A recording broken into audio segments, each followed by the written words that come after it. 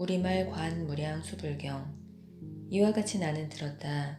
어느 때 부처님께서 왕사성의 기사굴산에서 1250명의 큰 비구들과 32,000의 보살들과 함께 계셨는데 문수사리 법왕자가 상수였다.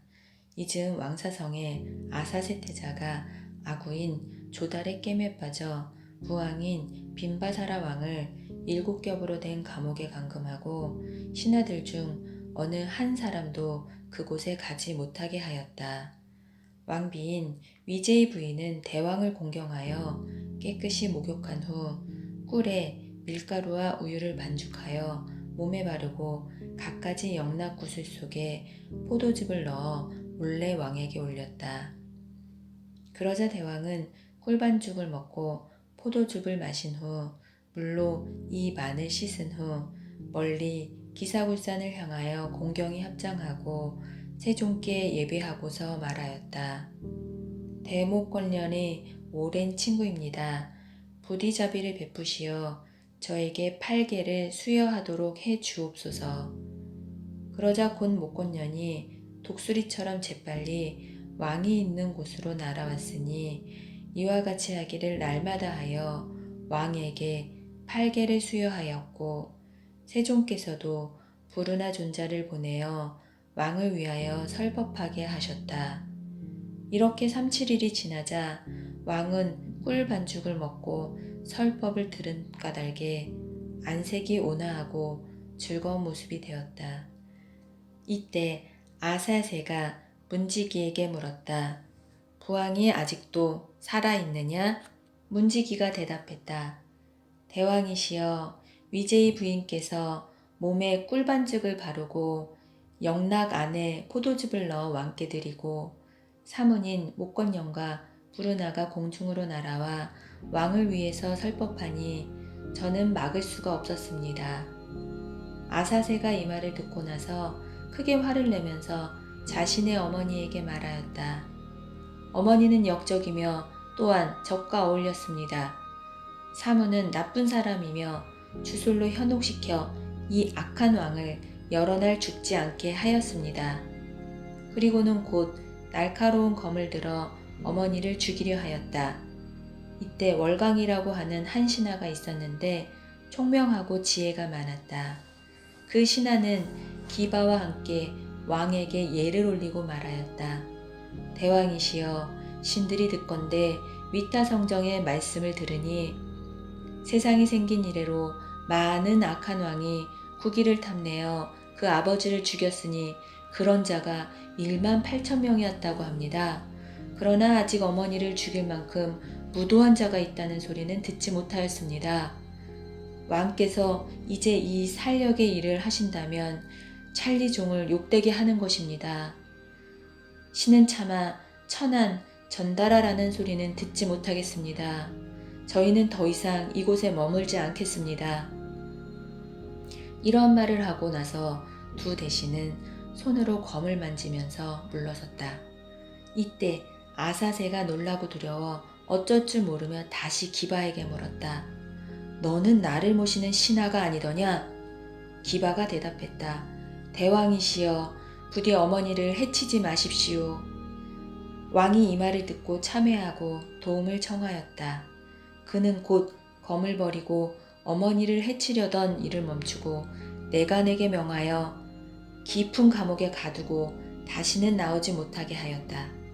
감금되고 난 뒤 위제이는 근심과 걱정으로 초췌해졌다. 그리하여 멀리 기사굴산을 향하여 부처님께 예배하고 다음과 같이 아뢰었다. 열의 세종께서 예전에 항상 안한존자를 보내시어 저를 위로하셨습니다. 지금 제가 근심에 쌓였으니 세존의 거룩하신 모습을 뵐 길이 없습니다. 원하옵건대 목련존자와 안한존자를 보내시어 제가 뵐 수 있도록 하여 주소서. 이러한 말씀을 듣고 나서 비 오듯 눈물을 흘리고 슬피 울며 멀리 부처님 계신 곳을 향하여 예배하였다. 위제의 부인이 머리를 들기도 전에 세종께서는 기사굴산에서 위제이가 마음속으로 생각하는 바를 아시고 곧 대목권령과 아내나게 명하시니 잠깐 사이에 공중으로 날아왔고 부처님께서는 기사굴산에서 사라지고 왕궁에 나타나셨다.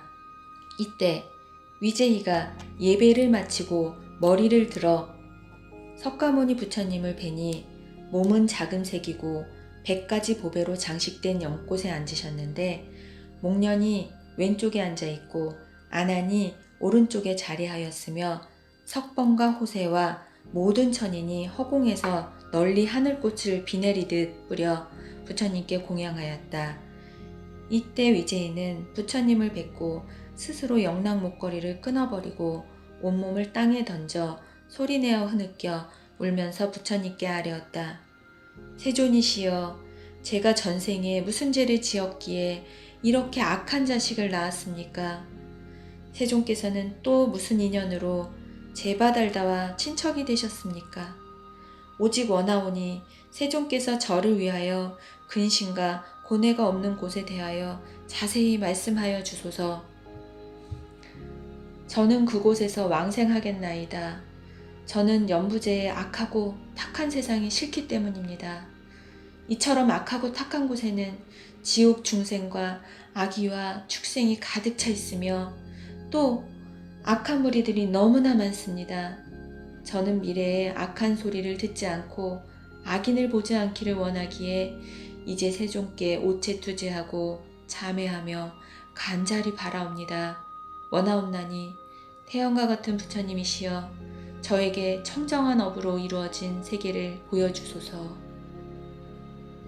이때 세존께서 미간에서 광명을 내셨으니 그 광명은 금색으로 시방의 무량한 세계를 두루 비치고 다시 돌아와 부처님 정수리에 머물렀다가 변화하여 수미산과 같은 금색의 자대로 변했으며 시방세계 모든 부처님들의 청정하고도 미묘한 불국토가 모두 그 안에 나타났다. 혹 어떤 국토는 전부 칠보로 이루어졌고 또 어떤 국토는 연꽃으로 이루어져 있으며 또 어떤 국토는 자재천궁과 같이 장엄하고 혹 또 어떤 국토는 수정 거울과 같았는데 시방세계의 불국토가 모두 그 가운데 나타났다. 한량없이 많은 불국토가 분명하게 볼 수 있도록 나타나 위제이로 하여금 볼 수 있게 하셨다. 이때 위제이가 부처님께 아뢰었다. 세존이시여, 이 모든 불국토가 비록 청정하고 모두 광명이 있으나 저는 지금 극락세계의 아미탑을 계신 곳에 태어나기를 바랍니다. 오직 원하노니 세존이시여, 저에게 사유하는 법과 올바른 수행법을 가르쳐 주소서. 이때 세존께서 곧 미소를 지으시니 오색 광명이 부처님의 입에서 나와 낱낱의 광명이 빈바사라 왕의 정수리를 비추었다. 이때 대왕이 비록 옥중에 감금되어 있었으나 마음의 눈이 열려 장애가 없었으므로 멀리 계시는 세존을 뵙고 머리 숙여 예배하였다. 그러자 왕의 마음이 자연히 증진하여 아나함과를 이루었다. 이때 세존께서 위제이에게 말씀하셨다. 그대는 이제 알았는가? 아미타불은 이곳에서 멀지 않은 곳에 계시느니라. 너는 마땅히 생각을 집중하여 청정한 업으로 이루어진 저 국토를 분명히 관하여라. 내가 지금 그대를 위하여 많은 비유로서 자세히 말해주리라. 또한 미래 세상의 모든 범부로 하여금 청정한 업을 닦아 서방의 극락국토에 태어날 수 있도록 하겠느니라. 저 국토에 태어나고 싶으면 마땅히 3가지 복을 닦아야 하느니라. 첫째는 효도하여 부모를 봉양하고 스승을 받들어 모시며 자비로운 마음으로 살생하지 않고 십선업을 닦는 것이며, 둘째는 삼보에 귀의하며 갖가지 계를 다 갖추고 위의를 범하지 않는 것이며, 셋째는 보리심을 내어 인가를 깊이 믿고 대승경전을 독송하며 나아가 다른 수행자들에게 행하도록 권하는 것이니 이와 같이 3가지를 이름하여 정업이라고 하느니라. 부처님께서 위제이에게 말씀하셨다. 네가 지금 알았느냐? 이 3가지 업이 바로 과거, 미래, 현재 3세의 모든 부처님의 정업과 정인이니라. 부처님께서 아난과 위제이에게 말씀하셨다. 그대들은 잘 듣고 깊이 생각하여라. 열애는 지금 미래 일체 중생들이 번뇌의 적으로부터 피해를 입게 되므로 청정한 업을 말하리라. 장하도다 위제이야. 이 일에 대하여 참으로 좋은 질문을 하였도다. 아나나 그대는 마땅히 잘 듣고 수지하여 널리 많은 중생들을 위하여 부처님의 말씀을 널리 베풀도록 하여라. 열애께서는 지금 위제이와 미래 세상의 일체 중생이 서방의 극락세계를 관하는 법을 가르쳐 주겠노라. 그대들은 부처님의 위실력으로 인하여 마땅히 저 청정한 국토를 보게 되리라. 이는 마치 맑은 거울로 자신의 얼굴을 비춰보는 것과 같으리라. 저 국토의 지극히 미묘하고 즐거운 일을 보고 환희하는 마음으로 곧 무생법인을 얻을 것이니라. 부처님께서 위제이에게 말씀하셨다. 그대는 범부라서 생각하는 바가 열이고 열등하며 천한통을 얻지 못하였으므로 멀리 볼 수 없느니라.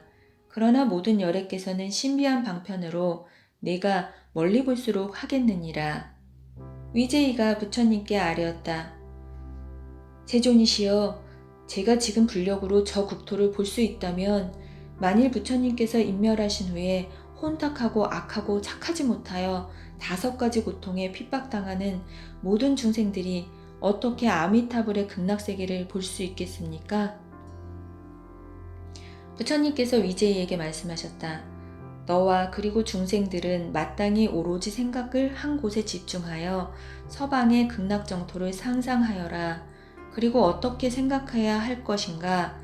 모든 중생 가운데 태어나면서부터 장님이 아니어서 눈이 있는 사람들은 모두 해가 지는 것을 보고 상념을 일으킬 수 있는데 서쪽을 향하여 바르게 앉아 지는 해를 자세히 관하여라. 마음을 굳게 머물게 하여 오로지 생각을 옮기지 말고 해가 지려 하는 것이 마치 매달아 놓은 북과 같은 모습임을 보거라. 해를 보고 나서는 눈을 감거나 뜨거나 그것이 명료하게 되도록 하여라. 이것이 해를 상상하는 것이며 이를 초관이라고 이름하느니라. 이와 같이 관하는 것을 정관이라고 하고 이와 다르게 관하는 것을 사관이라고 하느니라. 부처님께서 아난과 위제이에게 말씀하셨다. 초관을 이루었으면 다음에는 물을 상상하여라.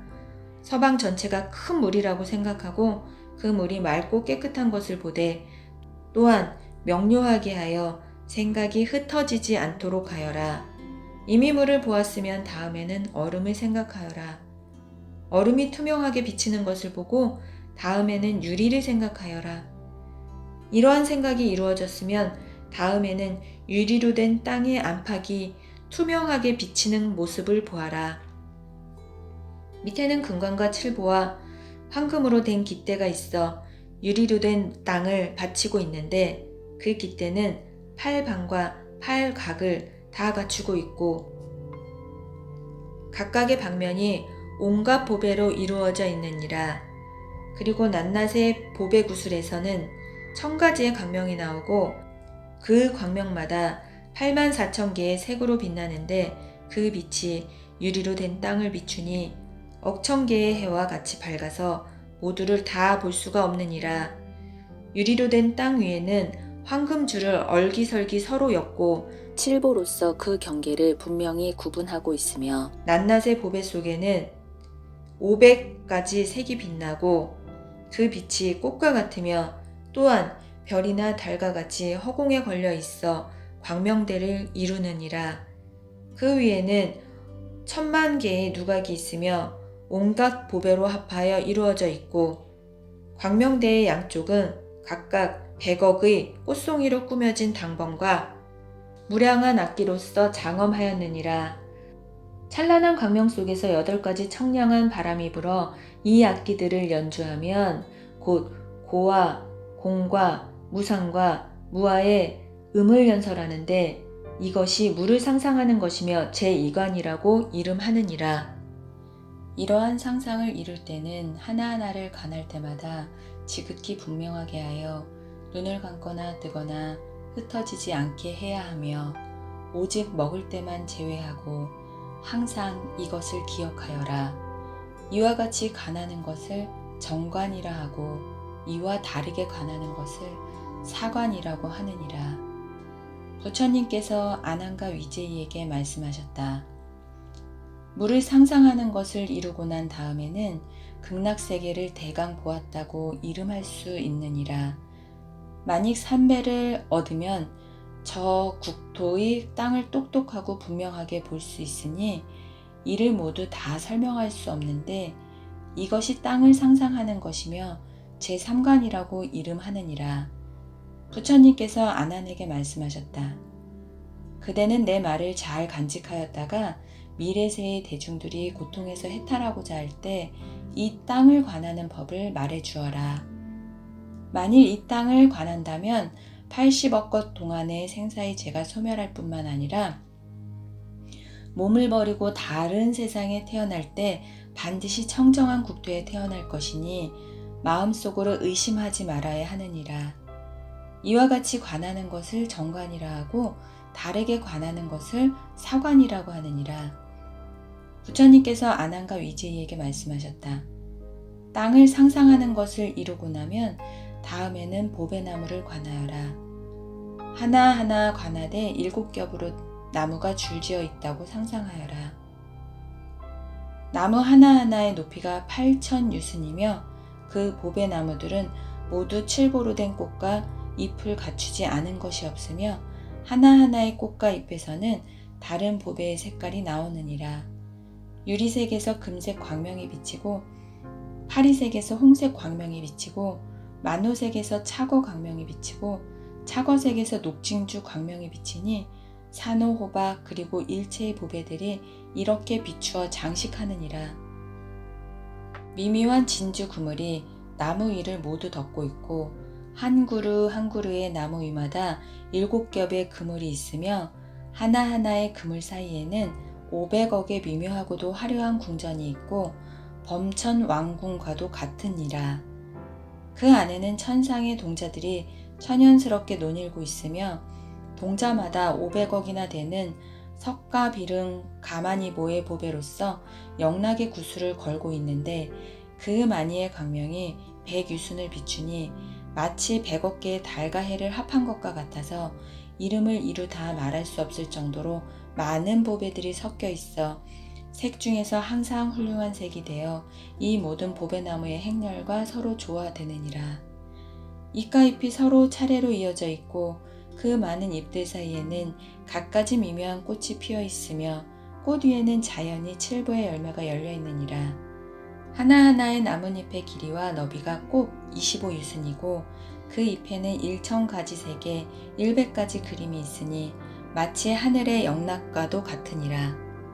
미묘한 꽃들이 연부당금의 금색을 띠고 불바퀴처럼 돌며 잎 사이에서는 온갖 과일이 솟아나오니 원하는 것은 무엇이든 나오는 제석의 병과도 같으니라.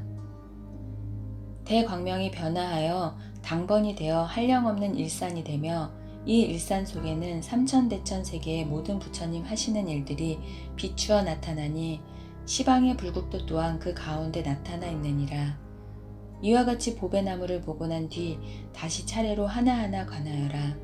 나무의 줄기, 가지, 잎, 꽃, 열매를 관하되 모두 분명히 보아라. 이것이 나무를 상상하는 것이며 제4관이라고 이름하는데 이렇게 관하는 것을 정관이라 하고 이와 다르게 관하는 것을 사관이라고 하느니라. 부처님께서 아난과 위제에게 말씀하셨다. 나무를 생각하는 것을 이루고 나면 다음에는 물을 상상하라. 물을 상상하고자 하면 다음과 같이 하라. 극락국토에 8가지 공덕을 갖춘 연못물이 있는데 각각의 연못물은 모두 7보로 이루어져 있느니라. 그 보배는 부드럽고도 유연한데 구슬의 왕인 여의주에서 나온 것이니라. 그 물은 14줄기로 나누어져 있고 하나하나의 줄기마다 7보색을 띠고 있는 황금의 개울로 되어 있는데 그 개울의 바닥에는 여러 가지 색의 금강석 모래가 깔려 있느니라. 하나하나의 개울마다 60억 송이의 7보로 된 연꽃이 있고 하나하나의 연꽃마다 둥글고 탐스러우며 그 지름이 12유순이니라. 그 많이 보추에서 나오는 물이 연꽃 사이로 흘러들어 보배나무를 따라 오르내리는데 그 소리가 미묘하게 삼법인가 모든 바람이를 연설하고 또 모든 부처님의 훌륭하신 모습을 찬탄하느니라. 보배의 왕인 여의보주에서 금색의 미묘한 광명이 솟아나오고 그 빛이 변화하여 100가지 보배 빛깔의 새가 되어 우아하고도 애틋하게 지저귀며 항상 불법승 삼보를 생각하는 것을 찬탄하느니라. 이것이 팔공덕수를 상상하는 것이며 제5관이라고 이름하느니라. 이렇게 관하는 것을 정관이라 하고 이와 다르게 관하는 것을 사관이라고 하느니라. 부처님께서 아난과 위제에게 말씀하셨다. 많은 보배 국토의 각각의 경계 위마다 500억 개의 보배 누각이 있어 그 누각 안에는 한량없이 많은 온갖 천인들이 천상의 음악을 연주하고 있느니라. 그 악기들은 천상의 보배 깃발과도 같이 허공에 매달려 있으며 두드리지 않아도 저절로 울리는데 그 소리는 모두 불법승 삼보를 생각하는 것을 말하느니라. 이러한 생각을 이루고 난 다음에는 극락세계의 보배나무와 보배 땅과 보배 연못을 대강 보았다고 할 것이니라. 이것이 총체적으로 관하여 상상하는 것이며 제6관이라고 이름한다. 만일 이와 같이 보는 사람은 무량 억겁 동안 지은 지극히 무거운 악업이 소멸되며 목숨을 마친 후에는 반드시 저 국토에 왕생할 것이니라. 이렇게 관하는 것을 정관이라 하고 이와 다르게 관하는 것을 사관이라고 하느니라. 부처님께서 아난과 위제이에게 말씀하셨다. 자세히 들어라. 자세히 듣고 잘 생각하여라. 내가 너희를 위하여 고뇌를 없애는 법을 분별하여 해설하리라.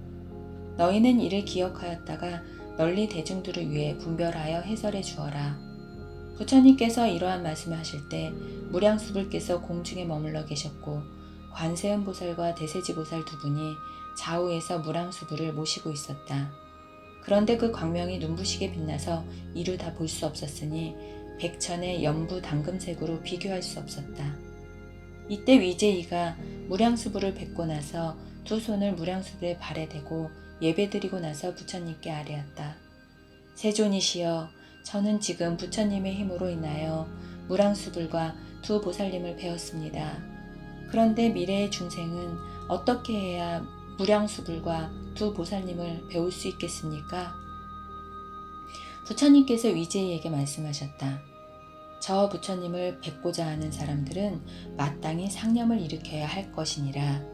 칠보로 된 땅 위에 연꽃이 있다는 생각을 하고 그 연꽃의 하나하나의 꽃잎마다 100가지 보배색을 내고 그 꽃줄기는 84,000개나 되어 마치 천상의 그림과도 같은데 낱낱의 줄기마다 84,000의 광명이 있게 하되 또렷하고 분명하게 하여 그 모두를 볼 수 있도록 하여라. 꽃잎이 작은 것은 길이와 너비가 250유순이며 이러한 연꽃은 84,000개가 있느니라. 큰 연잎 하나하나 사이마다 100억의 마니보주가 찬란하게 장식되어 있느니라. 낱낱의 마니보주가 1000가지의 광명을 내고 그 광명이 일상과 같은데 칠보와 합하여 땅 위를 뒤덮고 있느니라.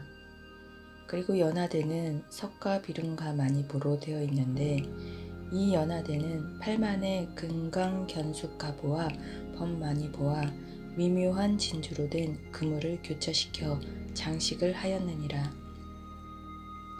그 연화대 위에는 자연히 4개의 기둥인 보배의 당번이 세워져 있는데 하나하나의 보배 당번이 마치 백천만억 개의 수미상과 같고 보배 당번의 위에 있는 보배 휘장은 마치 야마 천궁과 같으며 500억의 미묘한 보배 구슬로 찬란하게 장식하였느니라.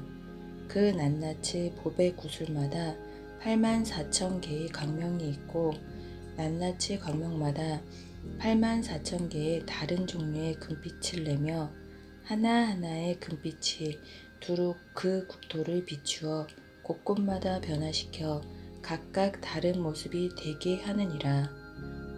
혹은 금강대가 되기도 하고 혹은 진주망이 되기도 하고 혹은 갖가지 꽃구름이 되기도 하여 시방의 각각에서 뜻하는 대로 변하여 나타나 불사를 베풀고 있느니라.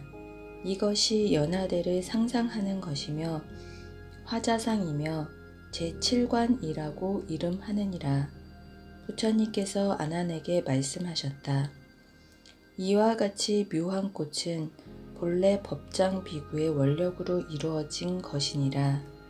만일 저 부처님을 생각하고자 한다면 우선 이 미묘한 꽃으로 된 자리를 생각하여라.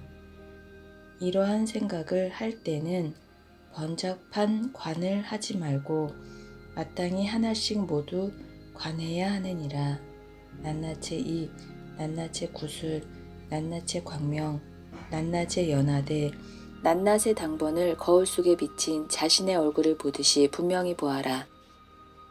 이 상상을 성취하는 사람은 5만억 겁 동안의 생사의 죄를 소멸하고 반드시 극락세계에 태어나게 되느니라. 이렇게 관하는 것을 정관이라 하고 이와 다르게 관하는 것을 사관이라고 하느니라. 부처님께서 아난과 위제이에게 말씀하셨다. 이와 같이 관하였다면 다음에는 부처님을 상상하여라. 왜냐하면 모든 불렬의께서는 바로 법계신이므로 일체 중생의 마음속에 들어있기 때문이니라. 그러므로 너희들이 마음으로 부처님을 상상할 때 그 마음이 곧 32상과 80종호이니라. 그래서 마음이 부처가 되므로 그 마음이 바로 부처니라. 모든 부처님의 지혜의 바다는 마음에서 생기느니라. 그러므로 마땅히 한 마음으로 생각을 집중하여 저 부처님, 열애, 은공, 정변지를 관해야 하느니라. 저 부처님을 상상하는 사람은 마땅히 먼저 형상을 상상하여라. 눈을 감거나 눈을 뜨거나 연부단 금색과 같이 찬란한 하나의 보배의 불상이 저 꽃 위에 앉아있는 모습을 관조하여라. 이와 같이 부처님의 형상을 보고 나면 마음의 눈이 열리게 될 것이니 똑똑하고 분명하게 극락국의 칠보로 장엄한 보배땅과 보배 연못과 늘어선 보배나무들과 그 나무 위를 가득 덮은 모든 천상의 휘장들과 허공에 가득한 수많은 보배 그물들을 보게 될 것이니라.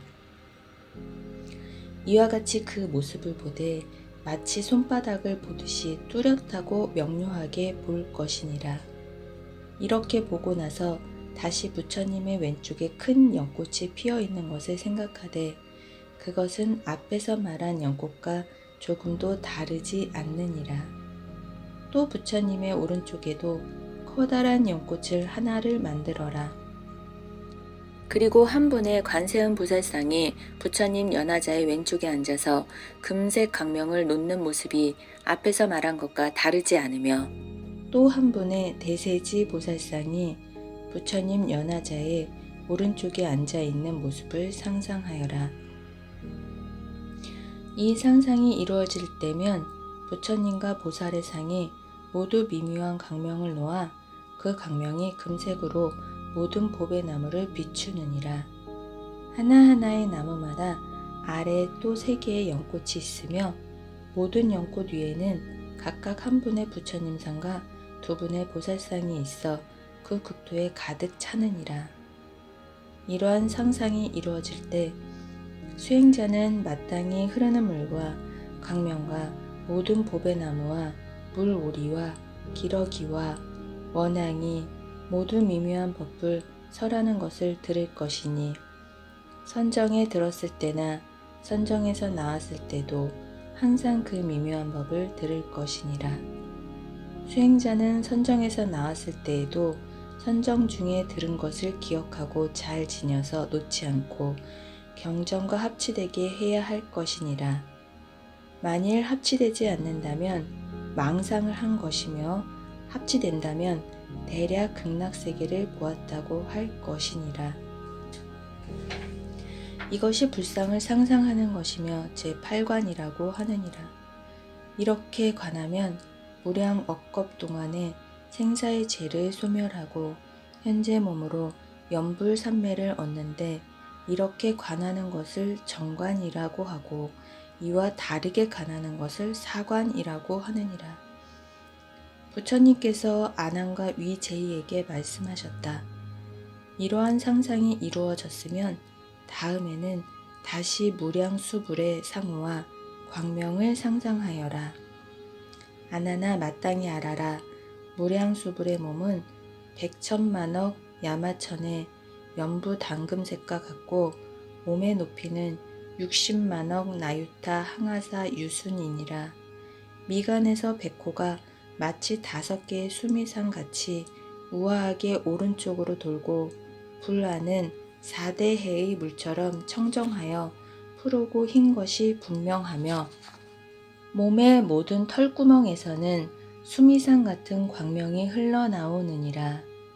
저 부처님의 등궁 광명은 마치 100억의 삼천대천 세계와 같고 그 등궁 광명 속에는 100만억 나유타 항아사만큼의 화신불이 계시느니라. 그 낱낱의 화불에는 또한 무수히 많은 화신보살들이 모시고 있느니라. 무량수불에는 84,000 종류의 상호가 있으며 하나하나의 상호마다 각각 84,000개의 수영호가 있으며 그 낱낱의 상호 중에는 다시 84,000개의 광명이 있고 그 낱낱의 광명이 시방세계를 두루 비추어 연불하는 중생을 버르지 않고 거두어 들이느니라. 그러한 광명과 상호와 화신불에 대해서는 이루다 말할 수 없으니 오로지 상상하고 기억하여 마음으로 밝게 볼 수 있도록 하여라. 이와 같이 볼 수 있는 사람은 곧 시방의 모든 부처님을 보는 것이며 모든 부처님을 보기 때문에 연불삼매라고 이름하느니라. 이렇게 관하는 것을 모든 부처님의 몸을 관한다고 하며 부처님의 몸을 관함으로 또한 부처님의 마음도 보게 되는 것이니라. 모든 부처님의 마음이란 대자비가 곧 그것이니 무연을 하면 몸을 버리고 다음 세상에 태어날 때 모든 부처님 앞에서 무생법인을 얻게 될 것이니라.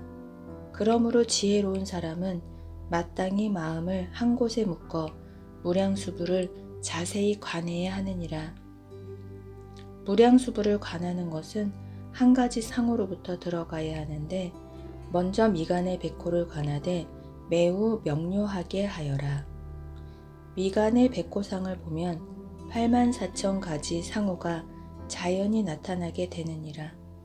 무량수불을 보는 것은 곧 시방세계에 헤아릴 수 없이 많은 부처님을 보는 것이니 한량없는 부처님들을 봄으로써 그 모든 부처님께서 나투시어 기별을 주느니라.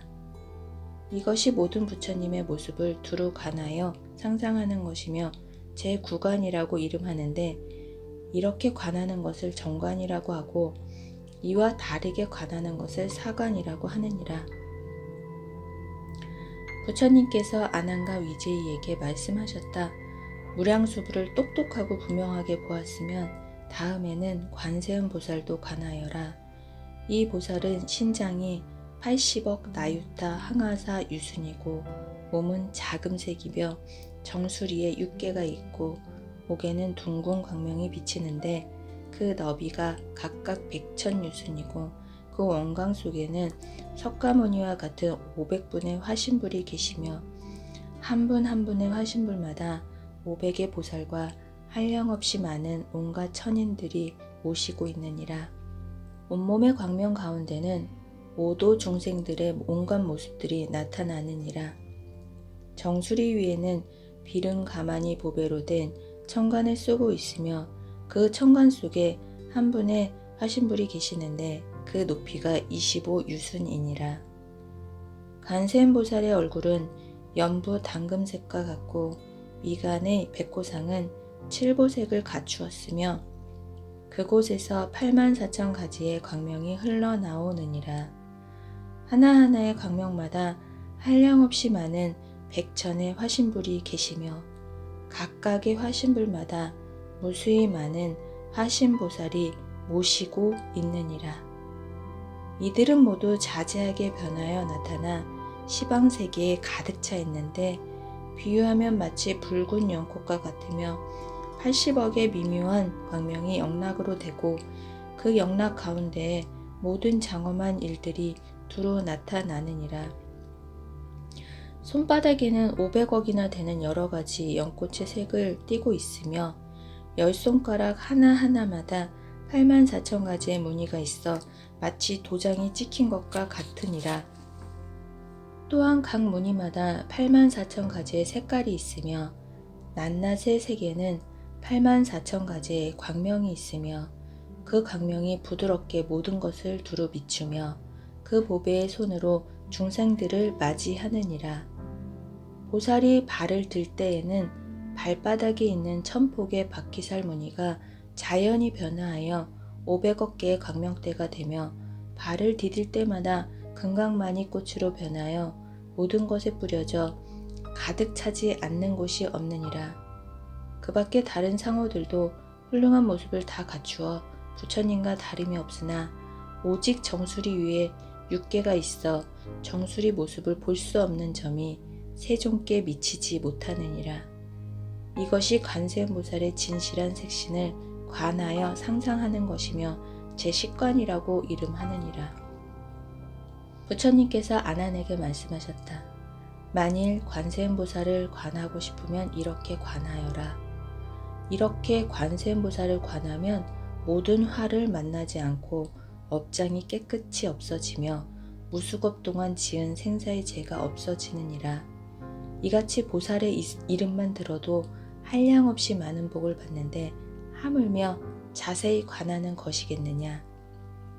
만일 어떤 사람이 관세음보살을 관하고자 하면 우선 정수리 위에 6개를 관하고 다음에 천간을 관하고 그리고 그 밖에 나머지 여러 상호들도 역시 차례로 관하되 모두 손바닥을 보듯 명료히 하여라. 이렇게 관하는 것을 정관이라 하고 이와 다르게 관하는 것을 사관이라고 하느니라. 부처님께서 아난과 위제이에게 말씀하셨다.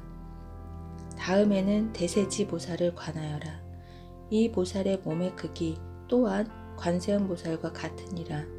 원광의 면은 각기 225유순이며 250유순을 비추느니라. 온몸의 광명으로 시방국토를 비추어 자금색이 되게 하니 인연이 있는 중생은 모두 볼 수 있느니라. 이 보살의 털구멍 하나에서 나오는 광명만 보아도 곧 한량없이 많은 시방의 모든 부처님의 청정하고 미묘한 광명을 보는 것이 되므로 이 보살을 일컬어 무병광이라고 하며 지혜의 광명으로 모두를 비추어 사막도를 여의고 이 없는 힘을 얻게 하므로 대세지라고 이름하느니라. 이 보살의 천간에는 500개의 보배 연꽃이 있고 하나하나의 보배 연꽃마다 각각 500개씩의 꽃받침대가 있으며 낱낱이 받침대에는 시방세계의 청정하고 미묘한 불국토의 광대한 모습이 나타나느니라. 정수리 위의 6개는 마치 발두 마화 같고 6개 위에는 보배병 하나가 온갖 광명을 담고 있어 불사가 두루 나타나며 그 밖에 여러 가지 몸의 모습은 관세음보살과 다름이 없느니라.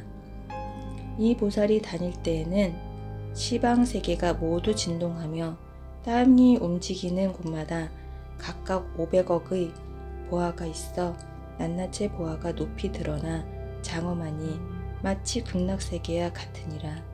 이 보살이 앉을 때에는 칠보로 된 국토가 일시에 진동하는데 아래로는 금강불국토로부터 위쪽에 광명왕불국토에 이르기까지 모두 진동하느니라.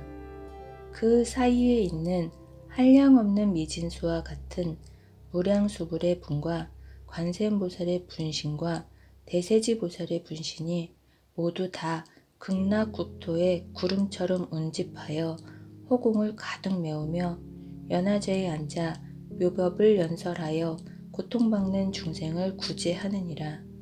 이렇게 관하는 것을 이름하여 대세지보살을 관하여 본다고 하는데 이것이 대세지의 색신을 관하여 상상하는 것이고 이 보살을 관하는 것을 제11관이라고 하느니라.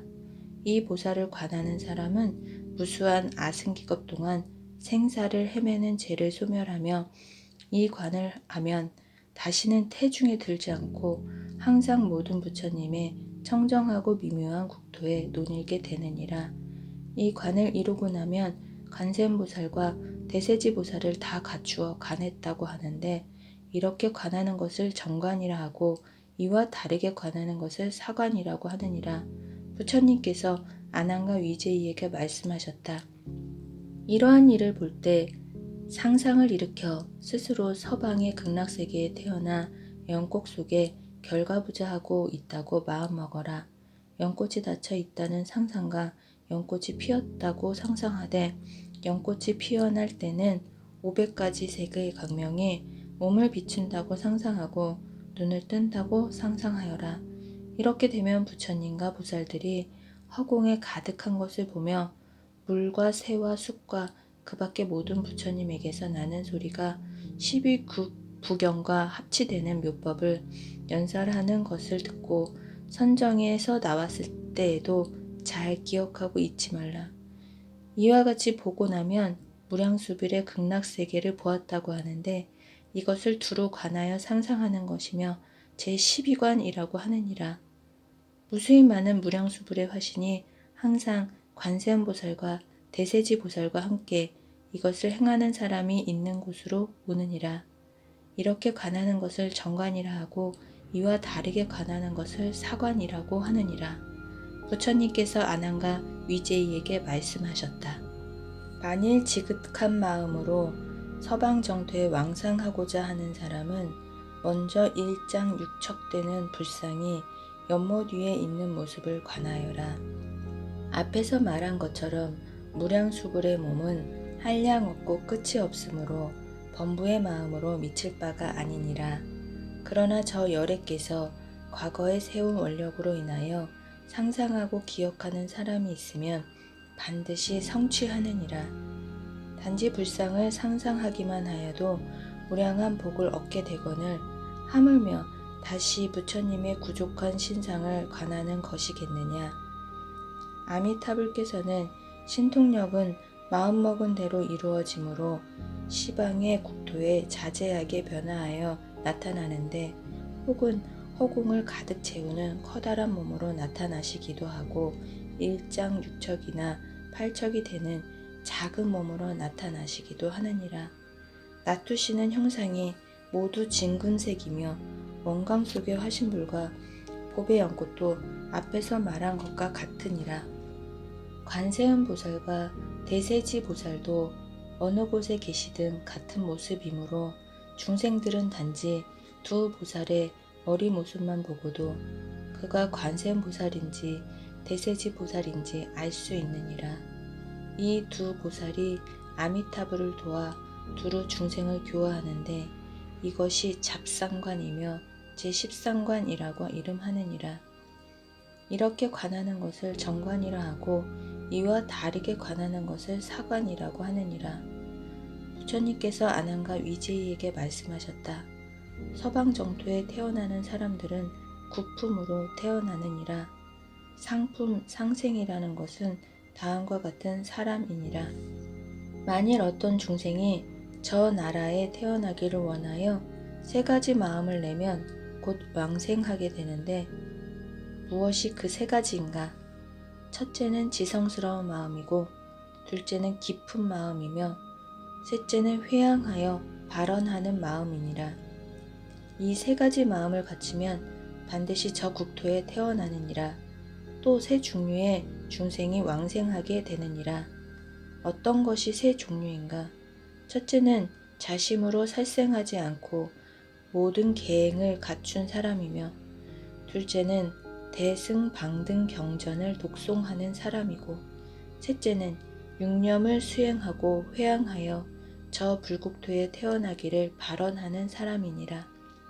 이러한 공덕을 갖추어 하루 내지 이래 동안 하면 곧 왕생하게 되는데, 이러한 사람은 저 국토에 태어날 때 용맹하게 정진한 까닭에 아미타 열애께서 관세음보살과 대세지보살 그리고 무수히 많은 화신불, 백천비구와 성문대중 한량없이 많은 모든 천인들과 함께 오시느니라. 칠보궁전에서 관세음보살이 금강대를 가지고 대세지 보살과 함께 수행자 앞에 이르면 아미타불께서 큰 광명을 놓아 수행자의 몸을 비추시고 여러 보살들과 손을 내밀어 영접하시느니라.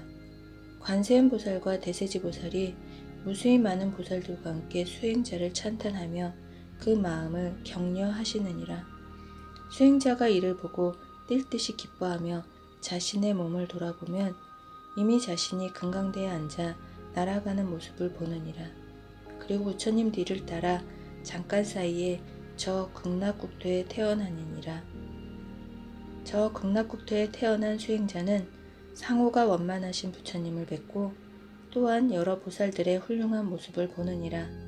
그리하여 광명이 찬란한 보배나무 숲에서 물려나오는 미묘한 법문을 들으면 곧바로 무생법인을 깨닫게 되며 또 잠시 동안 두루 시방세계에 다니면서 모든 부처님을 두루 섬기고 모든 부처님 앞에서 차례로 기별을 받은 후 다시 본국으로 돌아와 무량한 100,000가지의 다라니문을 얻는데 이를 상품 상생이라고 하느니라. 상품 중생은 반드시 방등견전을 수지하고 독송하지 않더라도 대승의 뜻을 잘 이해하고 심오한 진리에 대하여 마음이 놀라거나 동요하지 않으며 인과를 깊이 믿고 대승을 비방하지 않아 이러한 공덕을 회항하여 극락세계에 태어나기를 구하는 사람이니라. 이와 같이 수행하는 사람이 목숨이 끝나려고 할 때 아미타불께서 간세음보살과 대세지보살 등 한량없이 많은 대중과 권속들에 둘러싸여 작은색 연화대를 가지고 수행자 앞에 이르러 찬탄하시기를 법자여 그대가 대승을 행하고 그 근본 진리를 깨달았으므로 내가 지금 영접하러 왔다고 하고 1,000분의 화신불이 동시에 손을 내미느니라. 행자가 스스로 돌아보면 자금색 연화대에 앉아 합장하고 차수하여 모든 부처님을 찬탄하며 한 생각 사이에 곧 저 극락세계의 칠고 연못 가운데 태어나느니라. 이 자금색 연화대는 큰 보배꽃과 같이 하룻밤 지나며 활짝 피어나는데 수행자의 몸은 자금색으로 변하며 발 아래에도 역시 칠보 연꽃이 있느니라. 부처님과 보살들이 모두 광명을 놓아 행자의 몸을 비추면 곧 눈이 바로 열려 밝아지며 과거 숙세에 익힌 공덕으로 말미암아 극락세계의 여러 가지 설하는 소리를 듣고서 곧 작은 데에서 내려와 부처님께 예배드리고 나서 합장하고 세존을 찬탄하느니라. 7일이 지나면 곧 안욕따라 삼막삼보리에서 불태전의 경지를 얻게 되며 능히 날아서 시방세계의 모든 부처님을 차례로 섬길 수 있게 되고 부처님 처소에서 온갖 삼매를 닦느니라. 이렇게 일속업을 지내고 나면 무생법인을 얻고 현전에서 기별을 받는데 이를 상품 중생이라고 하느니라. 상품 하생도 역시 인가를 믿고 대승법을 비방하지 않으며 오직 위없는 도를 구하는 마음을 일으켜 이 공덕을 회항하여 극락세계에 태어나기를 원하는 사람이니라. 이러한 수행자가 목숨이 끝나려 할 때 아미타불께서 관세음보살과 대세지보살을 비롯한 모든 권속들과 함께 금으로 된 연꽃을 가지고 500의 화신불을 놔두시어 이 사람을 영접하러 오시느니라. 500의 화신불이 일시에 손을 내밀어 찬탄하며 법자여 그대가 지금 청정하게 위없는 도를 구하는 마음을 일으켰기에 내가 영접하러 왔다고 하느니라. 수행자는 이러한 일을 보면서 곧 자신이 금으로 된 금련화에 앉은 모습을 보게 되는데 그가 앉고 나면 꽃잎이 닫히고 세존의 뒤를 달아 곧 칠보 연못에 왕생하느니라. 하루 밤낮을 지나면 연꽃이 피어나고 그는 7일 안에 부처님을 뵙느니라. 비록 여러 가지 훌륭하신 모습의 부처님 몸을 뵙기는 하나 마음이 명료하지 못하다가 21일 후에야 똑똑하게 보며 미묘한 법을 연설하는 여러 가지 음성을 듣느니라. 그리고 시방세계를 두루다니며 모든 부처님을 공양하고 모든 부처님 앞에서 매우 깊은 법문을 듣느니라. 이렇게 삼소겁을 지나면 100번 명문을 얻고 환희지에 머무는데 이를 상품 하생이라고 하느니라. 이와 같은 것들을 상배로 태어나는 상상이라고 하며 제14관이라고 이름하느니라. 이렇게 관하는 것을 정관이라 하고 이와 다르게 관하는 것을 사관이라고 하느니라. 부처님께서 아난과 위제이에게 말씀하셨다. 중품 상생이라는 것은 다음과 같으니라. 만일 어떤 중생이 5계를 수지하고 8재계를 지니며 모든 계를 받아 지키며 오역을 짓지 않으며 갖가지 과실과 제약이 없어 이러한 성근으로서 회항하여 서방의 극락세계에 태어나기를 구하는 경우이니라. 이러한 수행자는 목숨이 다하려 할 때 아미타불께서 모든 비구와 권속들에게 애워싸여 금색 광명을 놓으시며 그 사람의 처소에 오셔서 고와 공과 무상과 무아를 연설하시고 출가하여 무괴로움을 여의게 되는 일을 찬탄하시느니라. 수행자가 보고 나서 마음으로 매우 한이하며 스스로 자신이 연하대에 앉은 모습을 보고는 무릎 꿇고 합장하며 부처님께 예배드리는데, 그리고 숙였던 머리를 미쳐 들기도 전에 극락세계에 왕생하며 연꽃이 곧 열리느니라. 꽃이 활짝 피면 사제를 찬탄하는 여러 음성들을 듣고 그 즉시 아라한가를 얻어 세명과 육신통과 8해탈을 구속하는데 이를 중품 상생이라고 하느니라. 중품 중생이라는 것은 어떤 중생이 하루낮 하룻밤 동안 8재계를 지니거나 하루낮 하룻밤 동안이라도 3위계를 지니거나 하루낮 하룻밤 동안 구족계를 지켜 그 위에 부족함이 없는 이러한 공덕을 회항하여 극락세계에 태어나기를 원하는 경우이니라. 개양으로 몸에 배어있는 수행자는 목숨이 다하려 할 때 아미타불께서 모든 권속들과 함께 금색 광명을 놓으시며 칠보연화를 가지고 수행자의 앞에 이르시는 모습을 보게 되느니라. 그 수행자는 허공에서 자신을 찬탄하는 소리를 듣는데, 선남자여, 그대 같은 착한 사람이 삼세 모든 부처님의 가르침을 따랐으므로 내가 맞으러 왔다고 하는 말을 듣게 되느니라. 그리고 스스로 자신이 연꽃 위에 앉는 모습을 보게 되며 연꽃이 곧 닫히고 서방의 극락세계의 보배 연못 가운데 태어나느니라. 7일이 지나면 마침내 연꽃이 피며 꽃이 피고 나면 눈을 뜨고 합장하여 세존을 찬탄하고 법을 듣고 환희하며 수다 원가를 얻으며 방겁이 지나고 나면 아라한가를 이루는데 이를 중품 중생이라고 하느니라.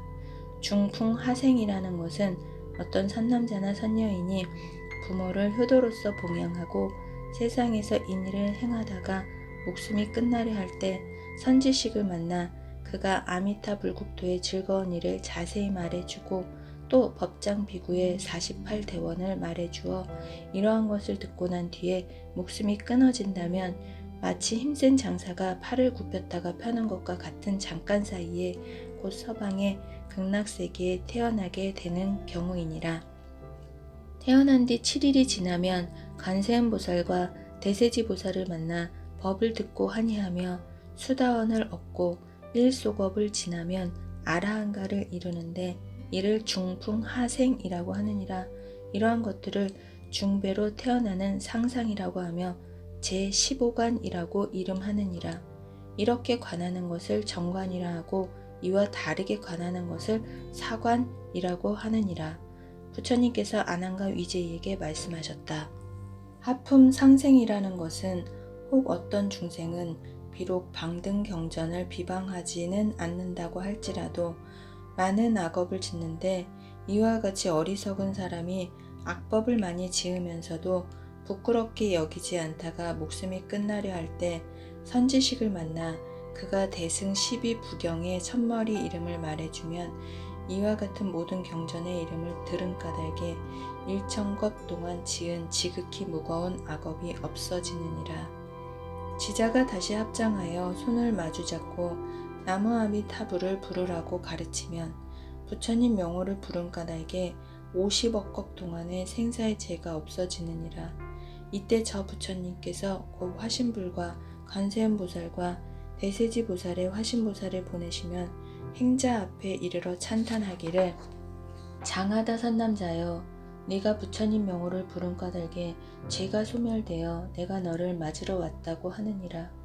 이 말을 하고 나면 수행자가 곧 화신불의 광명이 그 방에 찬 것을 보고 나서 환희하며 목숨이 끊어져 보배 연꽃을 타고 화신불의 뒤를 따라 보배 연못 가운데 태어나느니라.